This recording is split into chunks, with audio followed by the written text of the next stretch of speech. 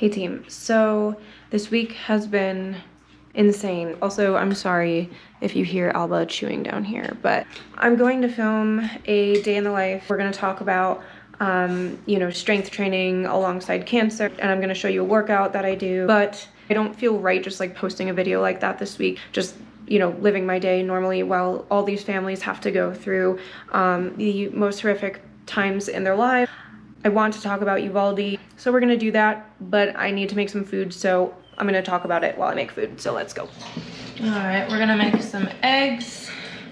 I briefly talked about this on Instagram, but this is not the point of this video. However, I grew up in Newtown, Connecticut, and as you guys know, that is the town where the Sandy Hook Elementary School shooting happened back in 2012. At the time of the shooting, I was attending high school a mile down the road, and my school was in lockdown during the shooting. To put it lightly, it was an incredibly traumatic, horrific experience. Again, that is not the purpose of this video, because after Sandy Hook, we were told there are going to be changes. People were angry, people were rallying for change, and ultimately we're sitting here 10 years later and nothing has changed. And because of that, Uvalde has been able to happen. As devastating and horrible as it is not surprising given the climate in our country. The shooter at Uvalde was able to purchase these weapons with ease. And if you are sitting there feeling angry right now, if you are sitting there feeling just absolutely devastated, then you should be, and keep feeling that way, because these children who were murdered this week deserve better. They deserve better from us as a society. We are adults, and we can sensibly say that what is going on, no matter what the next steps are, we need to do better as a country. We need to do better as adults. We need to just put politics aside and implement laws and regulations that will protect these kids and protect just our people. We are in the midst of some of the worst shootings in history, and there's a reason for that. There's a reason why it happens here in the United States and it doesn't happen in other societies nearly as often.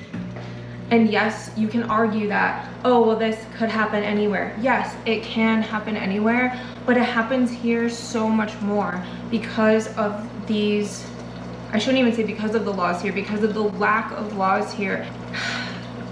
So I don't really know like what my end game today is talking to you about this, but I just didn't feel right not saying something. It is an injustice. It is an injustice to our citizens, to our children, to everybody in this country if we don't do something. And I'm angry today. I'm just devastated, and I don't know what else to say or do right now other than to advocate for more change. No matter where you are, no matter what your political views are, we can all agree that we don't want this to continue happening.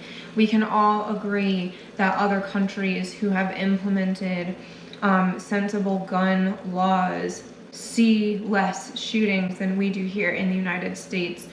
We can all agree that there needs to be change. As a society, we have to do more.